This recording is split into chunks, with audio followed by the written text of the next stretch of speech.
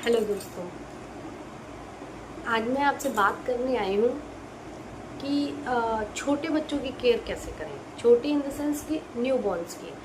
बहुत सारे लोग मुझसे पूछते हैं कि मैं फ़र्स्ट टाइम मदर बनी हूँ, मैं कैसे अपने बेबी की केयर करूँ, लाइक कैसे उसकी सफाई करूँ, कैसे उसको क्लीन रखूँ और कैसे उसको फीड दूँ कि उसको हजम हो जाए। कई बार होता है ना कि बच्चे दूध पीते तो हैं लेकिन साथ ही 2 मिनट के बाद वो सारा दूध निकाल देते हैं, वो चीज़ें हो गई।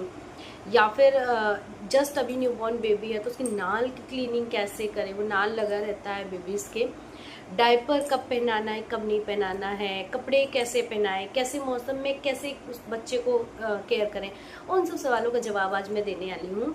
मुझे कई बार मेल आते हैं, पूछते हैं लोग कि अभी ये कैसे करूँ, या कई फ्रेंड्स हैं मेरे फ़ोन करके मुझसे पूछते हैं कि अभी मैं ये कैसे करूँ, वो कैसे करूँ। मेरे खुद के बच्चे हैं तो मुझे थोड़ा सा एक्सपीरियंस है, तो मैंने सोचा क्यों ना आपके साथ शेयर किया जाए, तो वो चीज़ें आप लोग के भी काम आ जाएंगी कहीं ना कहीं। ठीक है। हेलो दोस्तों, मेरा नाम आरती है और मैं आप सबसे आज इसी टॉपिक पे बात करने वाली हूँ। तो चलिए हम बात करते हैं कि जब बेबी बॉर्न होता है तो उसको कैसे हैंडल करना है। देखिए, जब बेबी आप फर्स्ट टाइम अगर मदर बने हो, मम्मी हो या डैडी हो, दोनों के लिए है ये।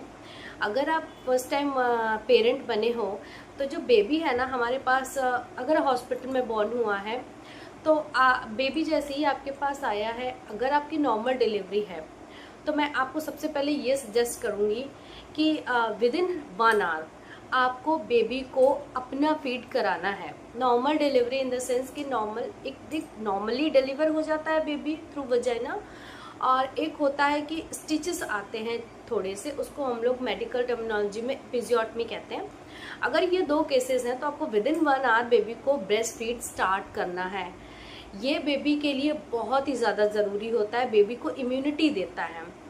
इन केस आपका सिजेरियन सेक्शन हुआ है तो जब तक आपका जो स्पाइनल का असर है ख़त्म नहीं हो जाता तब तक आप रेस्ट करो, नहीं कराओ ब्रेस्ट फीड तब तक। डॉक्टर खुद ही बताते हैं कि फॉर्मूला मिल्क कुछ एडवाइस करते हैं पीडियाट्रिशियन जो हॉस्पिटल्स के होते हैं, आप तब तक वो दे सकते हैं।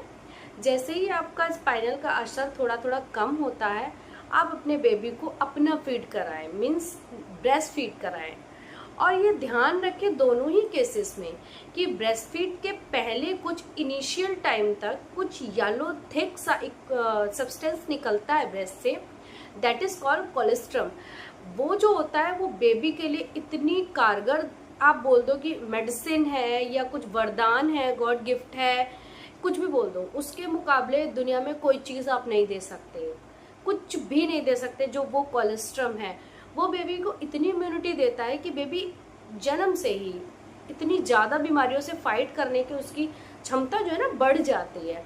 तो वो कोलेस्ट्रम कभी कभी कुछ बहुत पुरानी दादी नानी लोग, क्या होता था कि घर में ऐसे बेबी बॉर्न होते थे ना, तब इतने हॉस्पिटल्स का क्रेज नहीं था, तो अगर घर में बेबी बॉर्न होते तो दैट इज, वो बोलते थे दैट इज गंदा मिल्क, गंदा दूध है, इसको निकाल दो। कुछ लोग राख पे निकालते थे, कुछ लोग ऐसे ही निकाल के फेंक देते। अरे वो मेरी बेटी आ गई थी ना तो मैं उसमें थोड़ी सी बिजी हो गई थी। Let's continue. तो हम कोलेस्ट्रम के बारे में बात कर रहे थे। हाँ, तो वो कोलेस्ट्रम कभी फेंकना नहीं चाहिए, बेबी को फीड कराना चाहिए उसका। वो बेबी के लिए बहुत अच्छा गिफ्ट है जो पेरेंट्स कभी और किसी चीज़ से फुलफिल नहीं कर सकते, तो वो ज़रूर देना चाहिए, कोलेस्ट्रम ज़रूर देना चाहिए।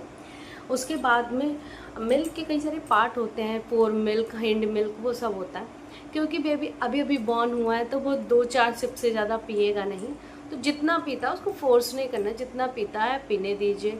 और हाँ, जब बच्चे बॉर्न होते हैं ना तो वो लंबी नींद पे सोते हैं, क्योंकि उनको बेबी वॉर्म जो होता है ना अंदर पेट में, गर्भ की आदत होती है, तो बच्चे लंबी नींद सोते हैं, थोड़ा सा पियेंगे फिर सो जाएंगे। तो हमको हर 2-2 घंटे से उसे जगा करके थोड़ा थोड़ा सा फीड कराते रहना। 2-4 सिप से ज़्यादा नहीं पियेंगे लेकिन फिर भी हमको फीड कराते रहना है, क्योंकि उनका मुंह सूख जाता है सोते सोते। तो थोड़ी थोड़ी देर पे इंटरवल पे, 2-2 घंटे के, 3-3 घंटे के इंटरवल पे हमें देना है बेबी को फीड। ये तो हो गई फीड की बात। अब बात आती है कि उसकी नाल की केयर कैसे करें, क्योंकि वो बहुत ही सेंसिटिव एरिया होता है। तो आप डॉक्टर्स के माने या मेरा सजेशन माने तो उसको एज इट इज़ बिल्कुल ऐसे छोड़ दीजिए, उसको कुछ टच नहीं करना। वो यूं ही नेचुरली सूख करके गिर जाएगा, कुछ नहीं करना।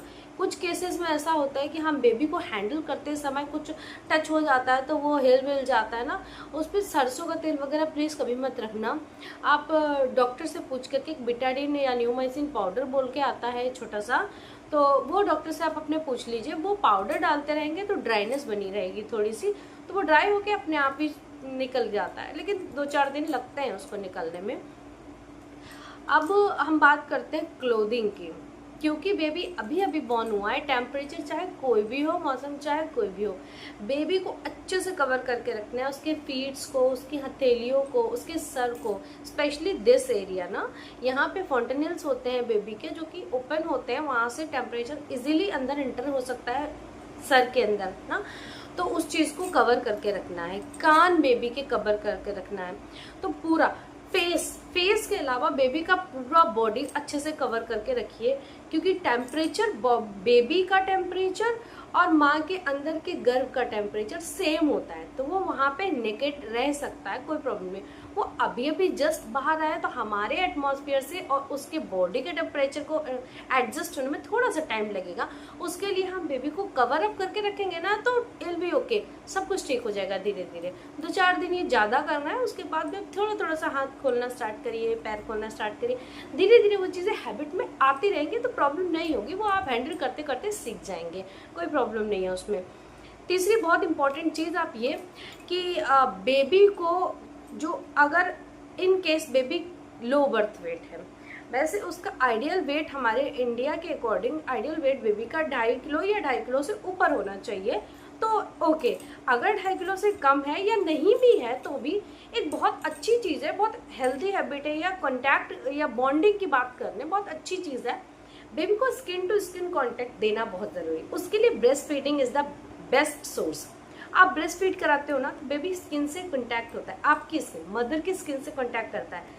अगर इन केस मदर की स्किन से नहीं, ये फादर भी कर सकते हैं, बॉडी घर का और भी कोई मेंबर कर सकता है।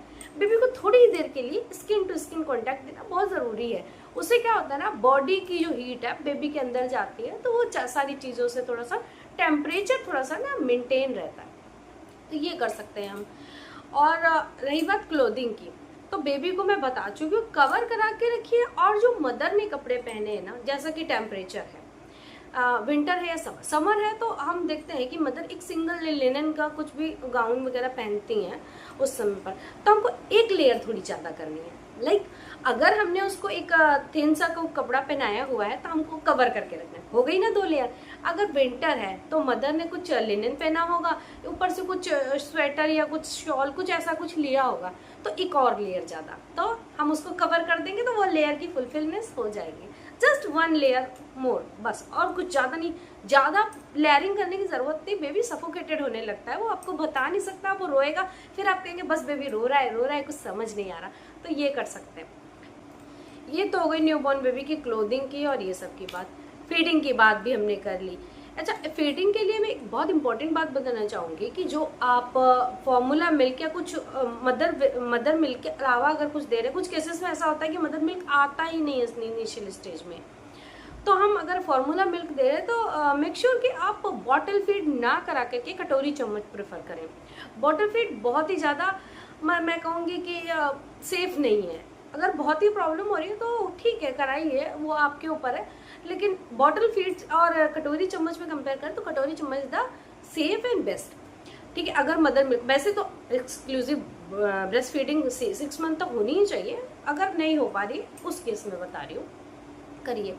अगर ब्रेस्ट फीडिंग आप स्टार्ट कर रहे हैं तो ये चीज़ ध्यान रखिए कि ब्रेस्ट की क्लीनिंग बहुत ज़रूरी है, क्योंकि लेबर रूम से पेशेंट आ रही होती है तो बहुत सारे स्वेट एंड ऑल, बहुत सारी चीज़ें कॉन्टैक्ट में आती है ब्रेस्ट के, तो वो चीज़ों को वो तब उस इन्फेक्शन को अवॉइड करने के लिए अपन क्या करेंगे, एक बाउल में गुनगुना पानी लेंगे, उसमें साफ कॉटन का कपड़ा या कुछ टॉवल वगैरह डिप करेंगे, अच्छे से उसको निचोड़ेंगे, फिर वेट क्लॉथ से ब्रेस्ट की थोड़ी सी तो क्लीनिंग करेंगे, पोंछेंगे उसको, तो क्या होगा ना, हीट की वजह से जो ब्रेस्ट है ना, वो थोड़ा सा मिल्क जो है वो रिलीज करना स्टार्ट करेगा।